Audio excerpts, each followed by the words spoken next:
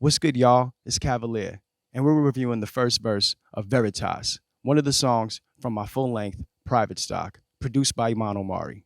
Veritas is one of those songs, surprisingly enough, I wrote that song so long ago. Shout outs to the Dugout.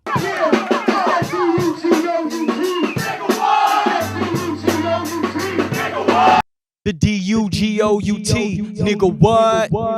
Veritas is one of those songs that I really wrote a long time ago when I was first starting out. I wrote it in the Dugout, and it was never fully recorded except for one brief appearance on Barnard Radio. Shout outs to WBAR. Yes, sir. Yes, sir. Yes, sir. I drank before I came here. Thank you very much. Shout outs to my moms. Word up.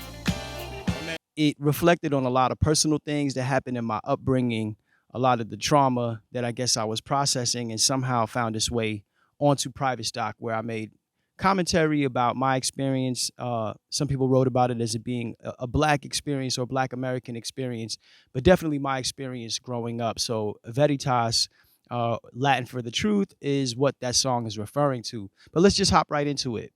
They say the truth shall set you free. So I suppose deep breath like 1, 2, 3. Then I let go. First thing, BMIG. That is the code. All roots lead Black to the tree. Original. They say the truth shall set you free refers to John 8:32. The truth shall set you free. But I also believe Gloria Steinem said that the truth shall set you free and it'll also piss you off. And in that regard, the truth, my truth, definitely could anger many. So I start the song off alerting you that this is my truth. And I'm taking that deep breath, 1, 2, 3, to set it off. First thing, BMIG. That is the code. BMIG is referring to the Black man is God. The Black man is God! The Black man is God! The Black man is God. All roots lead Black to the tree.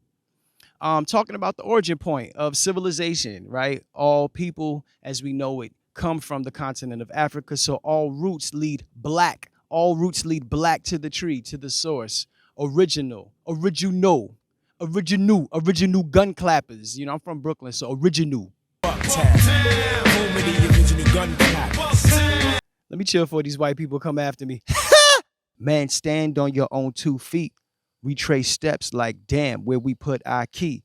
It's critical, visible with ease, though it might cost you, might make you a little light, unfortunate. Man, stand on your own 2 feet is a call for us to stand on our own, to be affirmed in who we are, and retrace our steps about where we came from.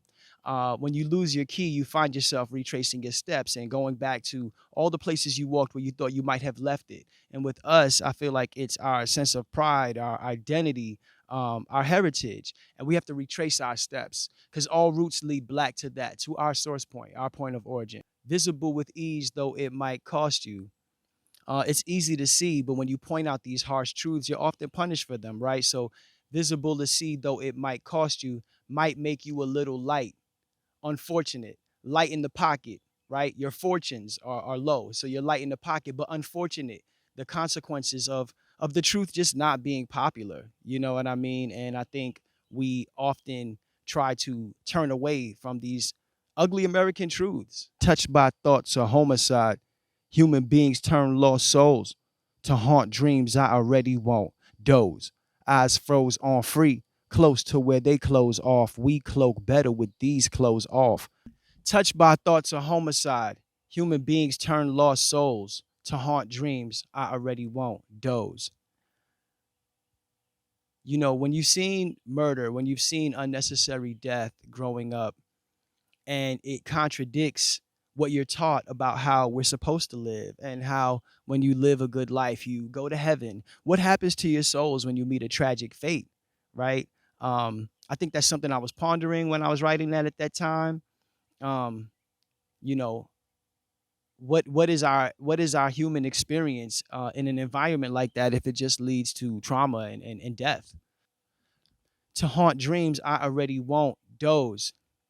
It's like you can't go to sleep. You can't go to sleep literally in a nightmarish environment, and you can't sleep on the outcomes of what might happen to you if you're not guarded. Eyes froze on free. I'm focused. I'm focused on my freedom. Eyes froze on free, close to where they close off. I'm right there. I'm right at the door. That glass ceiling. I'm right at that entry point. And I feel like so many people feel that way. It's just right when you get close enough to the things that you want, the goalpost is moved further and further away, especially when you're from groups that are marginalized. We cloak better with these clothes off. I feel like that entendre references the racist trope about black people having you know, the complexion, night protection complexion, right? We got night protection complexion. We cloak better with these clothes off. So it plays off that racist trope, but also that you can never dress the part.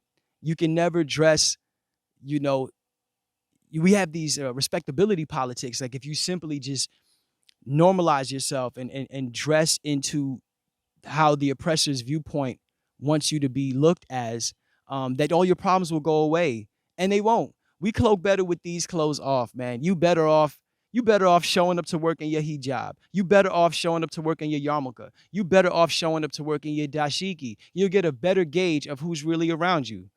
Or you might just lose your job. I evoke OG, my totem pole spread eagle with the Mozambique. He dove head first, then feet. Peace. Leap of faith, arm, leg, arm, head, a relief with no face. I evoke OG. That's me at that age. I was really young when I wrote that, and I felt I had to channel the spirit of the older gods, you know, of the OGs, of my elders who seem to have weathered and lived as teenagers and young adults in that violent time in the 90s. And I had to evoke that spirit. You know, they talk about being stoic. You know, you have to be stoic to confront these things sometimes. I evoke OG, you know, for that. My totem pole spread eagle with the Mozambique. Your totem pole, you know, your totem pole is supposed to be a reflection of your ancestors. And my totem pole spread eagle, it's also like, yo, I got my cock out, son. Like, fuck your shit. And also, you know, my heritage shouldn't be downplayed because the oppressive culture or the oppressor's culture deems it not worthy, right? So it's kind of like my subtle fuck you, you know, my totem pole spread eagle with the Mozambique, and Mozambique referring to a place in Africa, but the entendre there being beak, you know, my totem pole spread eagle with the Mozambique. He dove head first, then feet. I dove head first into this. I went straight into it. I went straight into my trauma when I was writing this. I went straight into the things that happened to me, whether it was being shot at, whether it was having a bullet come through my window as a child, whether it was all of these memories. I dove straight into that head first, then feet. I took my leap of faith, that phrase, that idiom, leap of faith. I took my leap of faith, but I did so head first. I didn't shy away from it. Arm, leg, arm, head, a relief with no face. Arm, leg, arm, head, spells Allah. Shout outs to all the gods and earths. A relief with no face. In Islam, it's haram to depict any images of the creator. So that relief, my experience, has no actual face. It's not some bearded white man in the sky.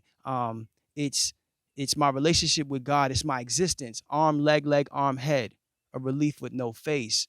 But for some, it goes deep, right? But it's the truth I seek, nothing but it. Let me tell you about this shit. Truth. And nothing about it. It's the truth. Nothing about it.